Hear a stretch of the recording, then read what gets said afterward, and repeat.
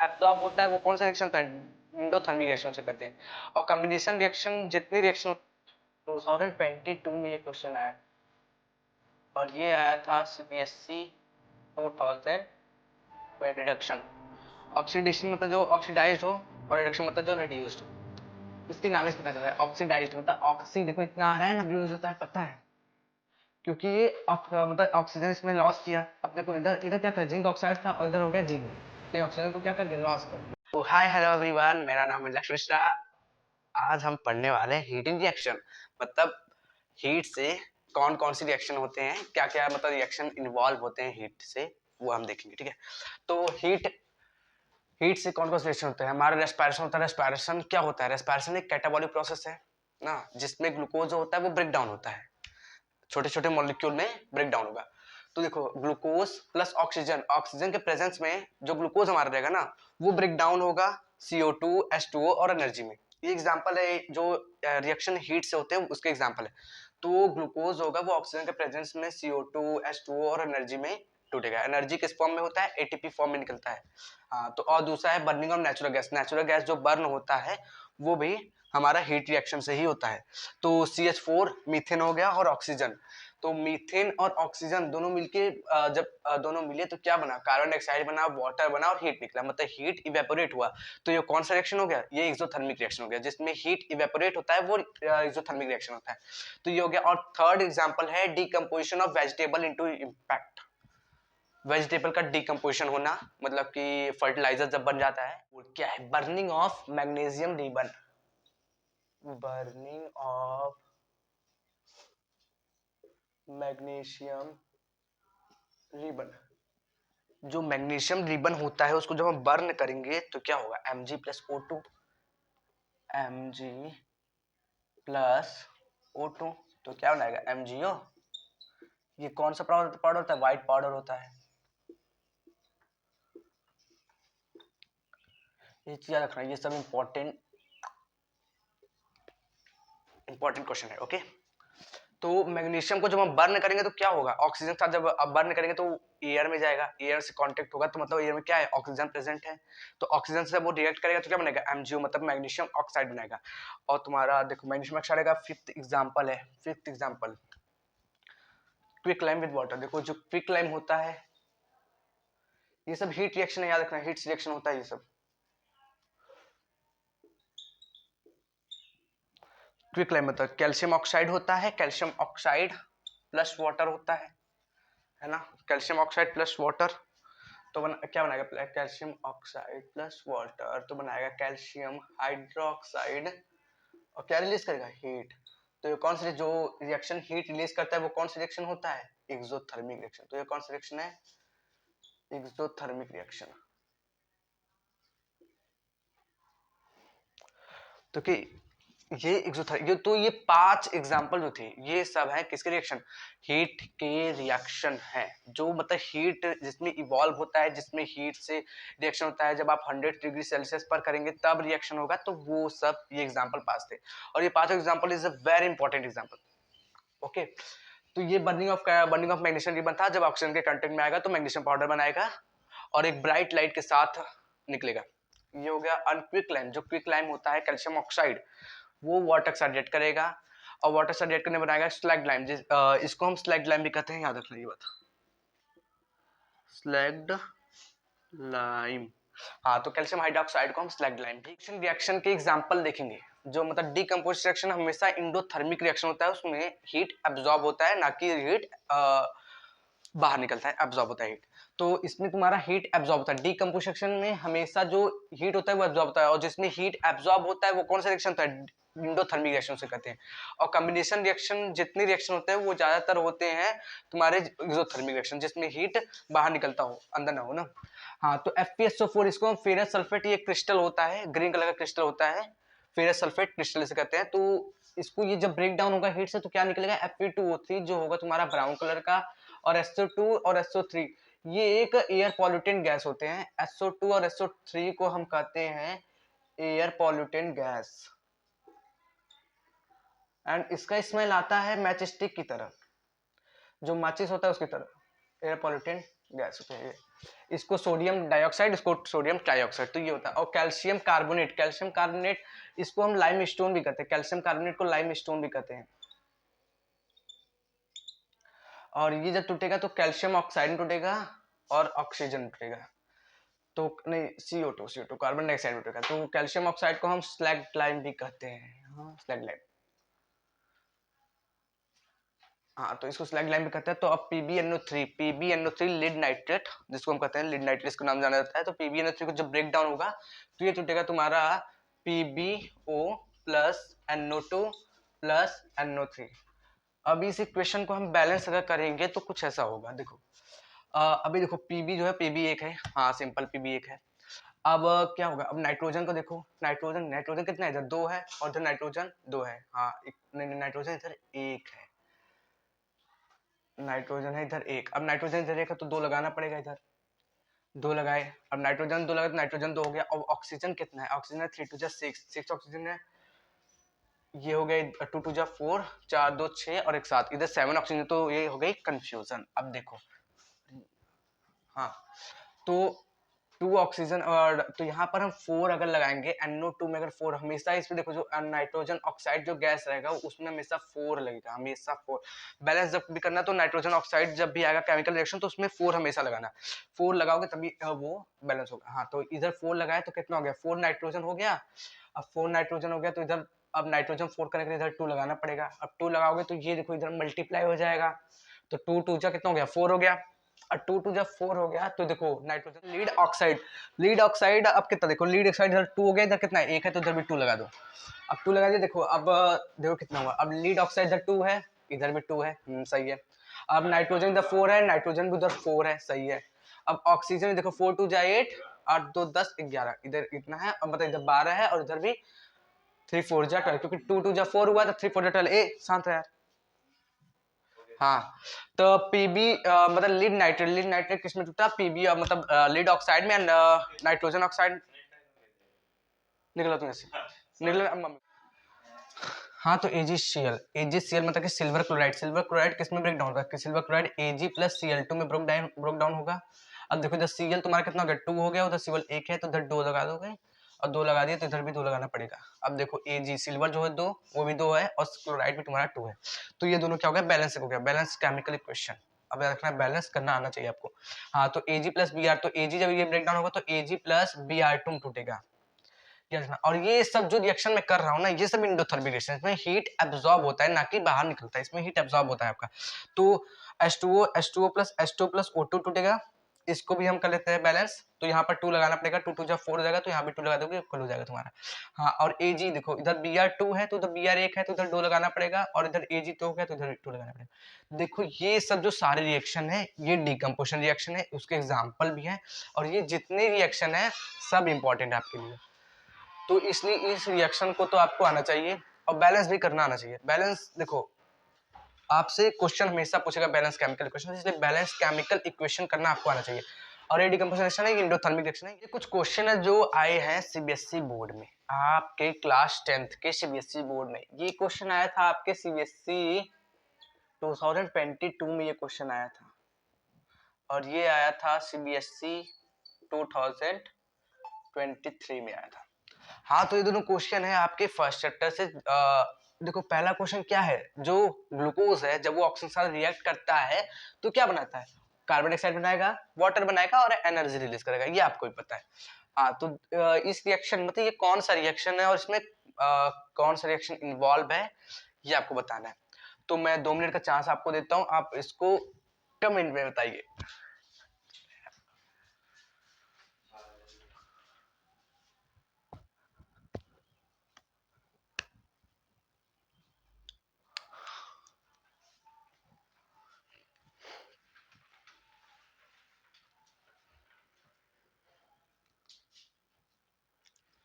हाँ तो देखो इसका आंसर क्या होगा पता है, इसका आंसर होगा डिस्प्लेसमेंट रिएक्शन, और एक और रिएक्शन है एक्सोथर्मिक रिएक्शन, याद रखना दोनों। क्योंकि देखो ये एक्सोथर्मिक रिएक्शन, इसमें एनर्जी जो होती है वो रिलीज होती है ना, एब्जॉर्ब थोड़ी ना होती है, रिलीज होती है ना। तो ये कौन सा, इसमें एनर्जी क्या होती है, रिलीज होती है, तो ये कौन सा रिएक्शन होगा, एक्सोथर्मिक रिएक्शन होगा कि नहीं, हाँ एक्सोथर्मिक रिएक्शन होगा ना। तो एक्सोथर्मिक, एक ये एक्सोथर्मिक रिएक्शन और एक डिस्प्लेसमेंट रिएक्शन। डिस्प्लेसमेंट रिएक्शन क्या होता है, जिसमें देखो जैसे ये हो गया AB प्लस C हो गया, तो आगे जाके क्या बनेगा, तो ये देखो जो मोर रिएक्टिव एलिमेंट्स होते हैं और जो लेस रिएक्टिव एलिमेंट होते हैं ना, more reactive element less reactive element को क्या करते हैं, डिस्प्लेस करते हैं। देखो अब ये जो C है आपका, ये C क्या करेगा, A C को ले लेगा, तो AC प्लस B बन जाएगा। अब देखो ये जो C है ये मोर रिएक्टिव है, इसलिए वो A को क्या कर दिया, डिस्प्लेस कर दिया, तो इसलिए ये ऐसा बन गया। तो समझ आया डिस्प्लेसमेंट रिएक्शन क्या होता है, डिस्प्लेसमेंट रिएक्शन हो गया और एक्सोथर्मिक रिएक्शन, जिसका आंसर ये होगा। और ये जो सेकंड वाला क्वेश्चन है ना, ये आपके बोर्ड में 2023 में आया था, तो इसका क्या होगा, select endothermic reaction from the following, मतलब इसमें से कौन सा इंडोथर्मिक रिएक्शन है, ये याद बताना है। इंडोथर्मिक रिएक्शन मतलब क्या होता है, जिसमें हीट एब्जॉर्ब हो, रिलीज ना हो, एब्जॉर्ब हो, ठीक है। तो ये मैं आपको 2 मिनट का टाइम देता हूँ, इसको बताइए जल्दी। सोचो सोचो, दिमाग में सोचो क्या होगा इसका, कौन सा इसमें इंडोथर्मिक रिएक्शन है। डिकम्पोजिशन ऑफ वेजिटेबल मैटर है, कि decomposition of calcium carbonate to form quicklime and carbon dioxide है, कि बर्निंग ऑफ कैंडल, की प्रोसेस ऑफ रेस्पिरेशन। अब बताओ इसमें से कौन सा डिकम्पोजिशन रिएक्शन है, मतलब कौन सा इंडोथर्मिक रिएक्शन है, ये आपको बताना है। 2023 में आया था, यही क्वेश्चन आया था 2023 में बोर्ड में आया था वो भी। हाँ तो देखो इसका आंसर क्या होगा पता है, decomposition of vegetable matter. Vegetable matter तो नहीं होते क्योंकि इसमें से हीट रिलीज होता है, एब्जॉर्ब तो होता नहीं, तो ये तुम्हारा गलत है, ठीक है। Decomposition of calcium carbonate to form quicklime and CO2, हाँ देखो ये हो सकता है। जो कैल्शियम कार्बोनेट होता है वो किस में टूटता है, मैंने आपको एक चीज बताया था, जो तुम आपका कम्बिनेशन मतलब जो आपका डिकम्पोजिशन रिएक्शन जो आपका डिकम्पोजिशन रिएक्शन रहता है ना, उसमें क्या होता है, जो एक सिंगल प्रोडक्ट रहता है, मतलब एक सिंगल रिएक्टेंट होता है, वो किस में टूटता है, टू और मोर सबस्टांस में, टू और मोर प्रोडक्ट में टूटता है। तो ये तो नहीं होगा आपका। बर्निंग ऑफ कैंडल, बिल्कुल बर्निंग ऑफ कैंडल होगा ही नहीं। प्रोसेस रेस्पिरेशन, रेस्पिरेशन प्रोसेस में ग्लूकोज होता है, तो ये हमने ऊपर देखा ये कौन सा था, एक्सोथर्मिक रिएक्शन था, तो ये तो बिल्कुल नहीं होगा, तो आपका बी होगा इसका आंसर। ये तीनों आपके आंसर नहीं होगा। अब क्यों नहीं होगी ये आपको पता, मैंने बता दिया। तो decomposition of calcium carbonate, calcium carbonate देखो CaCO3, कैल्शियम कार्बोनेट है ये, तो ये किसमें टूटेगा, कैल्शियम ऑक्साइड में टूटेगा प्लस CO2 में टूटेगा ना। तो देखो 2 में टूटा, CO2 क्या हुआ, अब उससे देखो अब तुम्हारा इसलिए ये इंडोथर्मिक रिएक्शन है। तो decomposition of calcium carbonate is an endothermic reaction.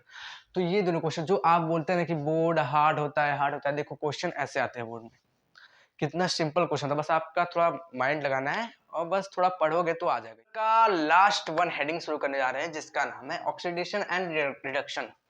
Oxidation मतलब जो ऑक्सीडाइज्ड हो, और रिडक्शन मतलब जो रिड्यूस्ड हो।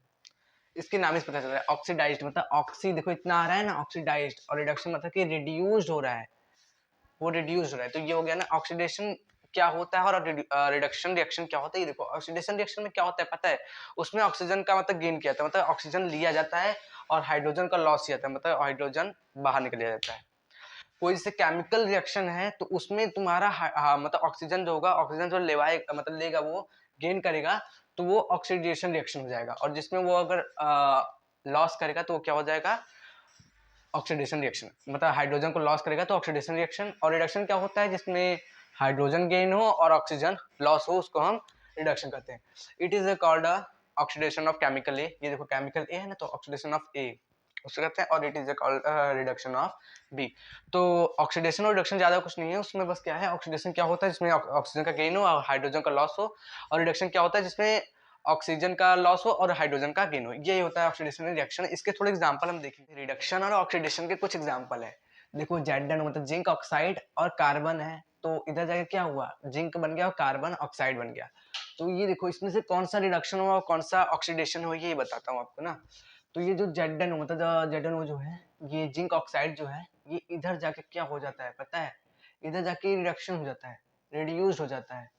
अब क्यों रिड्यूस होता है पता है, क्योंकि ये मतलब ऑक्सीजन इसमें लॉस किया। अब देखो इधर इधर क्या था, जिंक ऑक्साइड था, और इधर हो गया जिंक, तो ये ऑक्सीजन को क्या कर दिया, लॉस कर दिया। और इधर ये जो कार्बन है आपका ना, ये जो कार्बन जो है ये आपका होता है ऑक्सीडाइज्ड, मतलब ऑक्सीडेशन होता है इसका। अब क्यों ऑक्सीडेशन होता है, क्योंकि देखो यहाँ पर कार्बन में ऑक्सीजन नहीं था, और जब वो प्रोडक्ट में आया तो उसके पास ऑक्सीजन आ गया, तो ये हो गया तुम्हारा ऑक्सीडेशन, ऑक्सीडेशन रिएक्शन हो गया। अब पता है इसमें एक ऑक्सीडाइजिंग एजेंट होते हैं और एक रिड्यूसिंग एजेंट होता है। ऑक्सीडाइजिंग एजेंट क्या होता है पता है? अब देखो आप सिंपल से याद रखो कि जो जिसका रिडक्शन हुआ हो वो ऑक्सीडाइजिंग एजेंट होता है और जिसका ऑक्सीडेशन हुआ वो रिड्यूसिंग एजेंट होता है। जो ये है ना, इसका क्या हुआ होगा तुम्हारा? इसका ऑक्सीडाइजिंग एजेंट, मतलब ऑक्सीडाइजिंग एजेंट है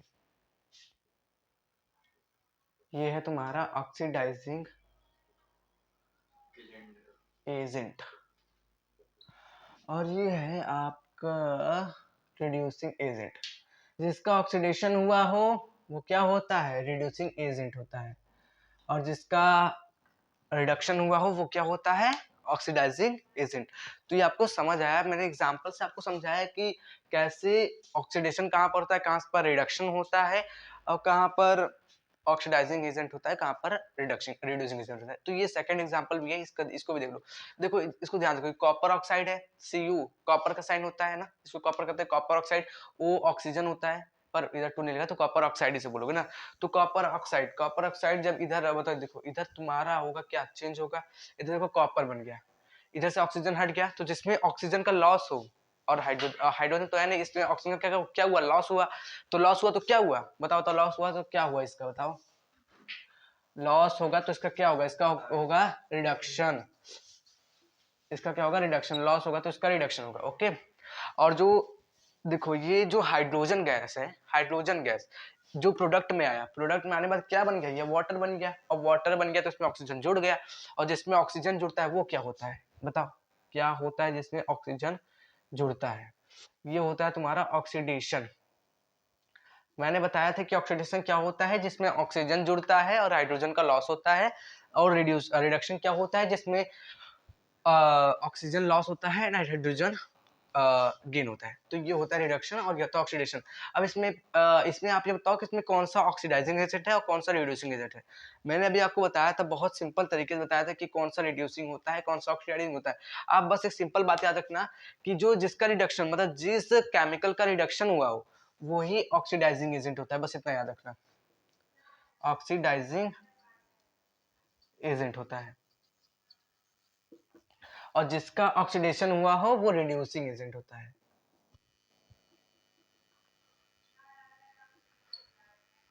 और आपको एक बात और पता है, जिसमें oxidation, reduction, oxidising agent and reducing agent, ये सब जिसमें इन्वॉल्व होते हैं उसको कौन सा हम रिएक्शन करते हैं? ये पता रहना चाहिए आपको। उसमें उसको हम कौन सा रिएक्शन करते हैं?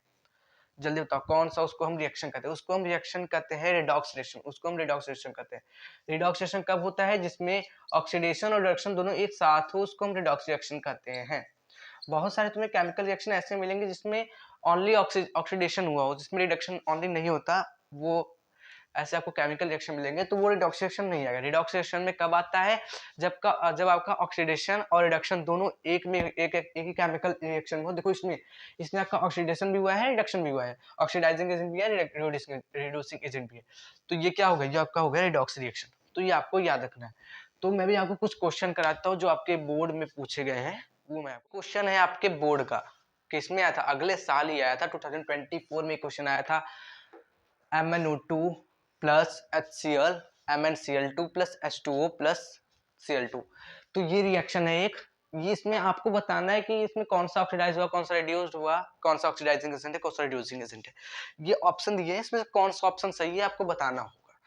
अभी मैं आपको 1 मिनट का टाइम देता हूं, आप इसको बताओ और कमेंट में लिखना। हाँ तो इसका आंसर आप जल्दी बताना क्या होगा, जल्दी बताओ जल्दी। पहला होगा MnO2 is oxidized and HCl is reduced, या B होगा HCl is oxidized, या C होगा MnO2 is reduced, या D होगा MnO2 is reduced and HCl is oxidized। इन चारों में से कौन सा ऑप्शन करेक्ट है इस रिएक्शन के मुताबिक, बेसिस पर? हाँ तो देखो इसमें कौन सा रिएक्शन चाहिए पता है आपको? देखो अब आप ध्यान से देखो ना, ये जो MnO2 है ये ऑक्सीडाइज हुआ ना और HCl इज रिड्यूस। तो ये गलत है। क्यों गलत है पता है? देखो आप इधर देखो MnO2 जो है वो देखो इधर आके क्या हुआ, इधर आके रिड्यूस हो रहा है। देखो इसमें से ऑक्सीजन चला गया, ऑक्सीजन लॉस होता है तो क्या होता है? जिसमें ऑक्सीजन का लॉस हो और हाइड्रोजन का गेन हो वो क्या होता है? रिड्यूसिंग एजेंट होता है। तो साफ साफ गलत दिया है ना। तो ये हमारा पहला आंसर गलत है। और HCl इज ऑक्सीडाइज, हाँ सही बात है, HCl तो ऑक्सीडाइज हुआ है तो ये सही हो सकता है हमारा। इस पे टिक लगा लो। MnO2 इज रिड्यूस्ड, हाँ ये भी हो सकता है ना। और MnO2 is reduced and HCl is oxidised, हाँ देखो ये आपका करेक्ट आंसर है। ये तीनों आपका सही है, बस अगर आपका ये नहीं देता ना तो ये आपका सही हो जाते, पर ये दिया दोनों साथ में दिया है ना, तो ये आपके तीनों हटा के ये आपका करेक्ट आंसर होगा, डी आपका करेक्ट आंसर हो जाएगा। अब वो कैसे, वो आपको पता रहना चाहिए। अब देखो एक बार और बता देता हूँ आपको, जो MnO2 है यहाँ पर आप देखो MnO2 जो है ना, ये क्या हुआ है, ये रिड्यूस्ड रिडक्शन हुआ है इसका ना, यानी कि रिड्यूस्ड हुआ है, याद रखना। हाँ रिडक्शन, ये रिडक्शन हुआ है, जिसका रिडक्शन होता है वो कौन सा एजेंट होता है, ऑक्सीडाइजिंग एजेंट होता है, ये भी आपको पता रहना चाहिए। हाँ तो ये ऑक्सीडाइजिंग होता है। अब देखो इसमें से कौन सा किसका रिडक्शन हुआ है, रिडक्शन देखो HCl का हुआ है, यहाँ पर आके देखो, देखो हुआ है ना कि ऑक्सीडेशन, इसका ऑक्सीडेशन हुआ है ना। हाँ तो देखो कैसे ऑक्सीडेशन पता है, क्योंकि रिडक्शन देखो ऑक्सीजन आके जुड़ गया है, ऑक्सीजन का गेन और हाइड्रोजन का लॉस होता है तो वो ऑक्सीडेशन होता है। और जो जिसका ऑक्सीडेशन होता है वो कौन सा एजेंट होता है, वो रिड्यूसिंग एजेंट होता है।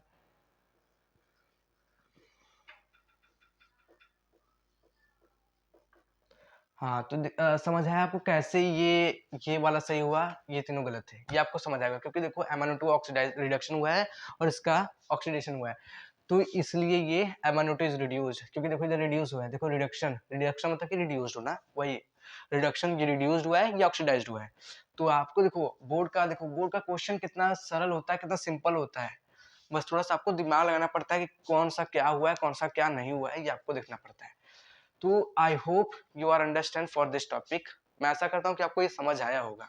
कॉपर का ऑक्सीडेशन कैसे होता है ये हम देखते हैं। कॉपर का ऑक्सीडेशन देखो, कॉपर प्लस ऑक्सीजन, कॉपर का ऑक्सीडेशन जब होगा, जब कॉपर को हम बर्न करेंगे तो ऑक्सीजन के प्रेजेंस में क्या करेगा, तो कॉपर ऑक्साइड बना लेगा वो। तो कॉपर ऑक्साइड कौन सा कलर का होता है, ब्लैक कलर का होता है, और रेडिश ब्राउन कलर का कॉपर हमारा होता है। कॉपर आप देखे हो वो रेडिश ब्राउन कलर का होता है। और इसके क्या क्या ऑब्जर्वेशन है ये देखते हैं, मतलब क्या क्या इसमें होते हैं चेंजेस, ये हम देखते हैं। तो रेडिश ब्राउन कलर का जो कॉपर मेटल होता है, reddish brown copper metal change to black colour में हो जाता है। जो रेडिश ब्राउन कॉपर मेटल, जो कॉपर मेटल होता है वो जब हम उसको हीट करेंगे, जब वो ऑक्सीजन से कांटेक्ट में कॉपर ऑक्साइड बनाएगा तो ब्लैक कलर में चेंज हो जाएगा, तो ये होता है। और इफ H2 इज पास्ड, मतलब हाइड्रोजन को अगर पास कराएंगे उससे ओवर CuO2, मतलब copper oxide, black colour change to brown, तो ब्लैक कलर जो होगा वो फिर तुम्हारा ब्राउन में चेंज हो जाएगा। तो ये होता है कॉपर का ऑक्सीडेशन। ये एक्टिविटी आपके उसमें फिगर दिया गया है, उसको फिगर आप अच्छे से पढ़ोगे तो आपको समझ आएगा। तो ये मैंने आपको ऑब्जर्वेशन बता दिया, क्या क्या ऑब्जर्वेशन देखो, अगर आप H2 से पास कराओगे तो वो तुम्हारा फिर ब्राउन कलर में चेंज हो जाएगा, याद रखना। और CuO मतलब कॉपर ऑक्साइड, देखो ये जब H2 हम पास कराए तो क्या हुआ, Cu प्लस H2 हो गया, तो कॉपर फिर बन गया, कॉपर इधर बन गया, रेडिश ब्राउन कलर का हो गया। और कॉपर ऑक्साइड को जब H2 से पास कराएंगे तो कॉपर और वाटर निकलेगा आपका। तो ये होता है ऑक्सीडेशन ऑफ कॉपर। तो समझ आया आपको ऑक्सीडेशन ऑफ कॉपर, इसका ये रिएक्शन है copper plus oxygen, copper oxide बनाया। कॉपर ऑक्साइड कौन सा कलर का होता है, ये याद रखना कि ब्लैक कलर का होता है। पहली बात आप कलर याद रखना, कलर पूछता है जल्दी। तो कॉपर रेडिश ब्राउन कलर का होता है और कॉपर ऑक्साइड ब्लैक कलर का होता है। अब आप पूछोगे मतलब कलर आपको याद नहीं होता होगा ना, तो देखो आप पढ़ते जाओगे ना तो आपको कलर याद होता जाएगा, जल्दी आपको कलर याद होने वाला है नहीं। आप जब पढ़ोगे अभी 1 साल पूरे बाकी इसमें, तो आप पढ़ोगे तो आपको कलर याद होता जाएगा। फाइनली इस चैप्टर का लास्ट हेडिंग, कोरोजन एंड रेसिडिटी, इन दोनों को आज हम अभी अभी हम खत्म करेंगे इसको, वो भी अच्छे से बढ़िया से पढ़ेंगे कोरोजन क्या होता है, और उसको एग्जांपल भी देख लेंगे, कुछ एग्जांपल देख लेंगे, बहुत बढ़िया से एग्जांपल देखेंगे, समझेंगे भी कि कैसे होता है, और हम रेसिडिटी भी समझेंगे। तो ये इस चैप्टर का लास्ट स्टडी है।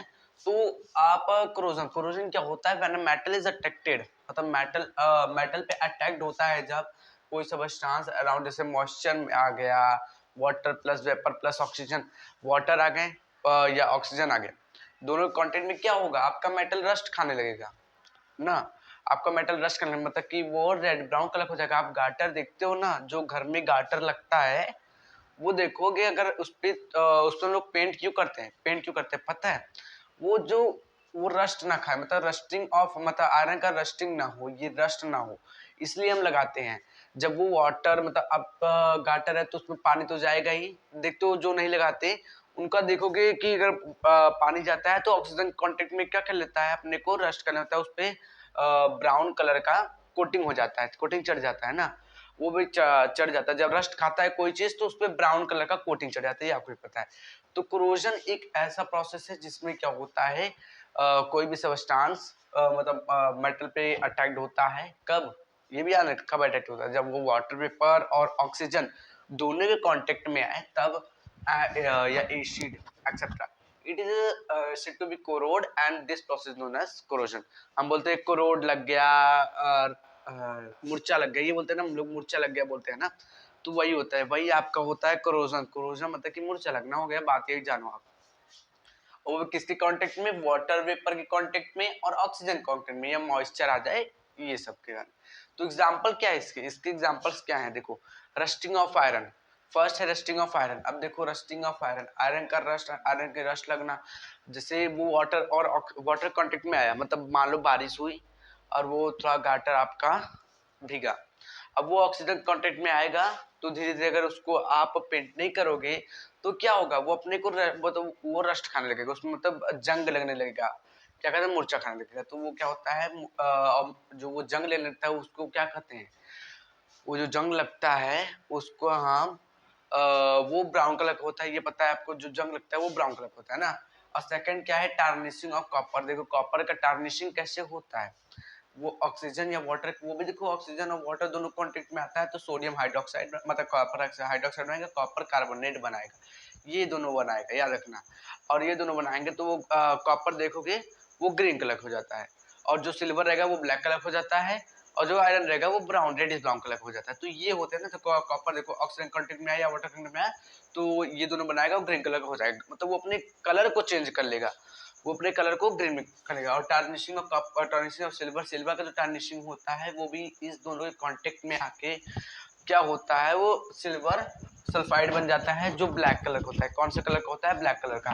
देखते हो ना आप सिल्वर पे कभी कभी देखोगे तो उस पे भी ब्लैक कलर का कोटिंग हो जाता है, तो वो इसके कारण होता है, वो भी ऑक्सीजन कांटेक्ट में वाटर वेपर कांटेक्ट में आ जाता है, इसलिए उसमें क्या होता है, हमारा कोरोड लग जाता है। तो याद रखना। और एक बात और नोट आप याद रखना कि कोरोजन जो है ना वो एग्जांपल है ऑक्सीडेशन रिएक्शन का। जितने भी कोरोजन एग्जांपल होते हैं वो सभी ऑक्सीडेशन रिएक्शन का ही एग्जांपल होते हैं, ये याद रखना, आप इसको नोट कर लो, ये वेरी इंपॉर्टेंट है कि कोरोजन होते हैं वो इसके एग्जांपल होते हैं, किसके एग्जांपल होते हैं, ऑक्सीडेशन के। तो हमने अभी कोरोजन पढ़ा कि कोरोजन क्या होता है, वो हमने देखा था कि जो वाटर वेपर मतलब वाटर के या आपके क्या कहते हैं ऑक्सीजन के कांटेक्ट में आएगा और कोरोड हो जाएगा, उसको हम कोरोजन कहते हैं, ये हमने देखा। अब रेसिडी क्या होता है, द टेस्ट और smell of food material containing fat oil changes when it is left exposed to air for a long time.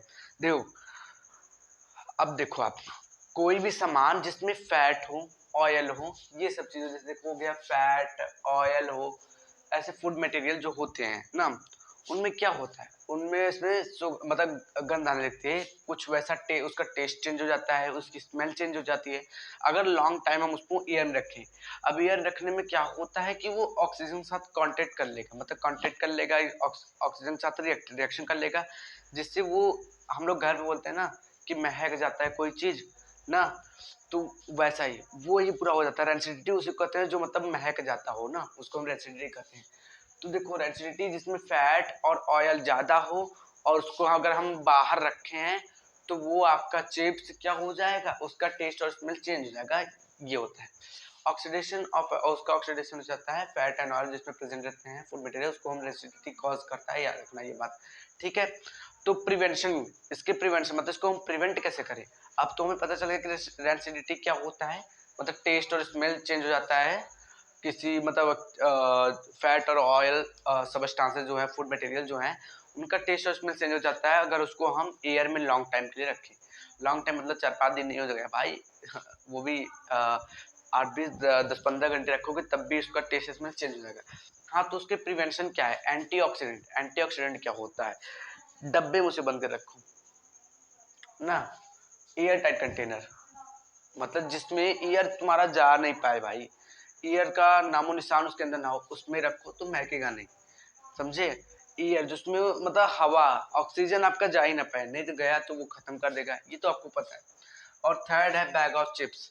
अब जो ये चिप्स आते हैं ना, ये चिप्स क्या होते हैं, फैटी होते हैं, ऑयली होते हैं, ये सबको पता है। तो फैटी होते हैं, ऑयली होते हैं, तो ये चिप्स में क्या होता है जो ये महकता नहीं। और देखो इसके अंदर नाइट्रोजन गैस डाला रहता है। पता है क्यों डाला रहता है? क्योंकि ये आपका ऑक्सीजन के साथ रिएक्ट ना करे, इसलिए नाइट्रोजन गैस डाला रहता है। वो फूला भी रहता है, देखते हो आप। और उसको इसलिए ही कराता है क्योंकि वो ऑक्सीजन के साथ रिएक्ट ना करे, इसलिए उसमें नाइट्रोजन गैस डाला जाता है, याद रखना। तो बैग ऑफ चिप्स के बैग जो फ्लश्ड हो विद नाइट्रोजन गैस के साथ फ्लश्ड हो। तो ये आपको याद रखना है, ठीक है। कोरोजन मैंने बताया और एसिडिटी भी बताया क्या होता है। एक बार मैं और आपको बता दे रहा हूँ, जिसका टेस्ट और स्मेल चेंज हो जाए। ऐसे सबस्टांस, फैट और ऑयली सबस्टांस मतलब फूड मटेरियल जिसका टेस्ट और स्मेल चेंज हो जाए लॉन्ग टाइम रखने के लिए, मतलब लॉन्ग टाइम एयर में रखने से उसका टेस्ट और स्मेल चेंज हो जाए, उसे हम रेंसिडिटी कहते हैं। और इसके प्रिवेंशन क्या है? पहला है एंटीऑक्सीडेंट, दूसरा है एयर टाइट कंटेनर एंड तीसरा है बैग ऑफ चिप्स। और बहुत सारे हैं, आप उसको कर लीजिएगा। तो ये आपको समझ आया डेंसिटी। मैं आशा करता हूँ ना कि आपको ये समझ आया होगा कि डेंसिटी क्या होता है, कोरोजन क्या होता है। ये आपको अच्छे से दिमाग में बैठा। Chemical change and physical change क्या होता है, मतलब ये सब हमने पढ़ा था कि केमिकल रिएक्शन पढ़ा था, तो हमने पढ़ा होगा कि chemical change and physical change ये सब हमने पढ़ा था। तो हम देख लेते हैं केमिकल चेंज मतलब केमिकल चेंज क्या होता है, फिजिकल चेंज क्या होता है, फिजिकल में कौन कौन से चीज चेंज होते हैं, केमिकल में कौन कौन से चीज चेंज होते हैं, ये हम देख लेते हैं अच्छे से। वो भी केमिकल चेंजेस में क्या होते हैं, ए केमिकल रिएक्शन हैपन, जिसमें केमिकल रिएक्शन हो, ऐसे ही ना रहे बस उसमें केमिकल रिएक्शन मतलब उसमें रिएक्शन हो फॉर टू सबस्टांस, दो सबस्टांस के बीच में रिएक्शन हो, वो होता है केमिकल चेंजेस में होते हैं।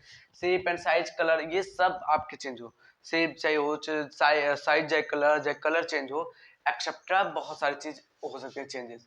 और न्यू केमिकल फॉर्म, हाँ एक बात और, इसमें नया केमिकल बनना चाहिए। नया केमिकल हमेशा बनता है, ये आपको भी पता है, क्योंकि केमिकल जब रिएक्ट करेगा तो नया प्रोडक्ट तो बनाएगा ही बनाएगा, पक्का बनाएगा ये तो कंफर्म में बनाएगा।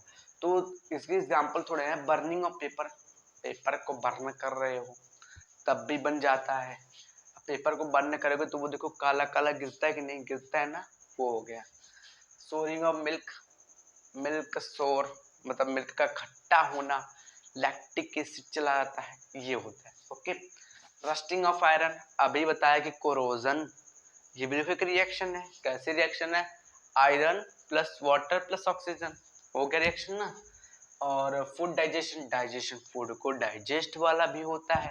अब डाइजेशन में आप देखोगे बहुत सारे आएंगे ना, बहुत सारे उसमें जूस सेक्रेट होते हैं, HCl हो गया, पेप्सिन हो गया, बहुत सारे सेक्रेट होते हैं ना, तो वो सब हो गए। और फिजिकल चेंज क्या होता है? फिजिकल चेंज ऐसे चेंज होता है जिसमें केमिकल रिएक्शन ना इन्वॉल्व हो। शेप और size, colour, shape size state change, मतलब उसमें देखो एक चीज आता है, फिजिकल में कलर चेंज नहीं होता, ये आपको देखो, फिजिकल में कलर चेंज नहीं होता, केमिकल में कलर चेंज होता है। ये एक डिफरेंस देखो, दोनों में एक डिफरेंस है। तीनों तीनों देखो दोनों डिफरेंस, इसमें केमिकल रिएक्शन हैपन नहीं होता, मतलब केमिकल रिएक्शन नहीं होता, इसमें शेप साइज और स्टेट चेंज होता है। और उसमें शेप साइज और कलर, उसमें कलर चेंज होता है, इसमें स्टेट मतलब उसका मान लो सॉलिड से लिक्विड में जाना, लिक्विड से गैस में जाना, ये हो गया, या गैस से सॉलिड, ऐसे हो गया। तो ये हो गया आपका। और no new chemical is formed, इसमें नया केमिकल कोई नया केमिकल नहीं बनता ही नहीं, उसको बस मतलब है अपना फिजिकल चेंज करना। अब हो जाए स्टेट चेंज करे, चाहे शेप चेंज करे, चाहे साइज चेंज करे। जैसे इसकी एग्जांपल है melting of ice to give water, ice melt होना, ये कोई केमिकल रिएक्शन है? देखो आइस मेल्ट होना तो केमिकल रिएक्शन है नहीं, ये तो हो गया। तो ये हो गया मेल्टिंग ऑफ वैक्स। ओहो, अब आप सोचोगे कि कैंडल, कैंडल तो क्या होता है, बर्न होता है, तो वो केमिकल रिएक्शन हो गया। ये आप सोचोगे कि देखो बर्निंग ऑफ कैंडल होगा वो केमिकल रिएक्शन आपका होगा, लेकिन मेल्टिंग ऑफ वैक्स, वैक्स क्या होता है? जो वो व्हाइट व्हाइट रहता है ना, कैंडल में रहता है ना, उसको पूरा वैक्स कहते हैं। अब वो वैक्स तो मेल्ट हो रहा है ना, वो अपने सॉलिड से लिक्विड स्टेट में आता है, फिर सॉलिड बदल जाता है, वो तो काम की बात है। वो पहले अपने सॉलिड से लिक्विड में आएगा, फिर लिक्विड से सॉलिड में बदल जाएगा, ये आपको पता है। तो मेल्टिंग ऑफ वैक्स हो गया। क्रशिंग अ पेपर कप, अब देखो कोई पेपर कप ले लो आप ना, या कोई ग्लास भी ले लो, स्टील का ही ले लो, पचका आप सकोगे, हाँ कर लोगे, एकदम जिसके पास होगा कर लेगा ना। हाँ, तो एक पेपर कप ले लो, उसको ऐसे हाथ से दबा दो।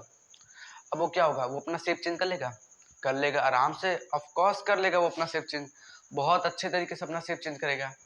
तो वो हो गया एक। और क्रिस्टलाइजेशन ये भी हो जाता है, आता है फिजिकल चेंजेस में। तो मैंने आपको chemical change and physical change अच्छे बता दिए कि दोनों क्या होते हैं, दोनों डिफरेंस क्या होता है। बहुत लोग पूछते हैं कि डिफरेंस क्या होता है ना, हाँ तो डिफरेंस आप देख लो, ये होता है डिफरेंस। और एग्जाम्पल भी आपको दिए बढ़िया बढ़िया, बहुत सारे एग्जाम्पल होते हैं, तो मैंने बहुत कम दिए अभी। बहुत 20 एग्जाम्पल है, इसके भी 20 एग्जाम्पल होंगे, बहुत सारे होंगे, 20 से बहुत ज्यादा हैं भाई, वो तो मैं अंदाजा लगा रहा हूँ ना। हाथ देखो, तो आपको केमिकल चेंज, तो फाइनली यहाँ पर ये चैप्टर आपका दी एंड होता है। ये चैप्टर आपका अच्छे से बढ़िया से एकदम फ्लुएंटली हमने खत्म किया है इसको, इसको हम बढ़िया से हमने खत्म किया है, पूरा एकदम बढ़िया समझाया है कि क्या होता है बैलेंस, बैलेंस कैसे करते हैं, यही तो इसमें इंपॉर्टेंट है कि बैलेंस। और रिएक्शन हमने भी बताया है, रिएक्शन बहुत सारे बताए हैं आपको कि कौन कौन से, आपको क्वेश्चंस भी कराए हैं इसमें। इस चैप्टर के मैं क्वेश्चन लेके आऊंगा बहुत जल्दी, ये चैप्टर खत्म होगा एक बार इसका क्वेश्चन पूरा डालूंगा, पूरा का पूरा क्वेश्चन इधर सॉल्व कराया जाएगा बहुत अच्छे से, आपको कम से कम 20-25 क्वेश्चन चैप्टर सॉल्व कराए जाएंगे, बहुत बढ़िया सॉल्व कराएगा। तो अगर आपको ये वीडियो समझ तो आया होगा कि नहीं, ये आप कमेंट में बताइएगा कि आपको ये जो मैंने पढ़ाया है ये आपको समझ आया कि नहीं। अब देखो, आप बताओगे तभी मुझे समझ आएगा मैंने अच्छा पढ़ाया, तो इसलिए अगर अच्छा लगे तो कमेंट जरूर करना, कि बता देना कि हाँ मैंने पढ़ाया, आपको समझ भी आया। तो फाइनली यहाँ पर ये वीडियो एंड होता है। तो अब हम अगली वीडियो में एक नए आइडिया के साथ, एक नए वॉल्यूम के साथ मिलेंगे। तो अगर आपको ये वीडियो अच्छी लगे तो प्लीज़ चैनल को जरूर सब्सक्राइब करिएगा और लाइक भी करिएगा, और कमेंट तो करना भूलिएगा मत, क्योंकि आपको अगर जो चीज़ समझ आया उसको कमेंट करिएगा कि हाँ ये समझ आया, और नहीं समझ आया तो कमेंट कर दीजिएगा, पूछ लीजिएगा कि ये टॉपिक मुझे नहीं समझ आया, तो मैं टॉपिक आपको बता दूंगा। तो आज ये चैप्टर आपका यहाँ पर खत्म होता है। सो अब अगले वीडियो में हम मिलेंगे।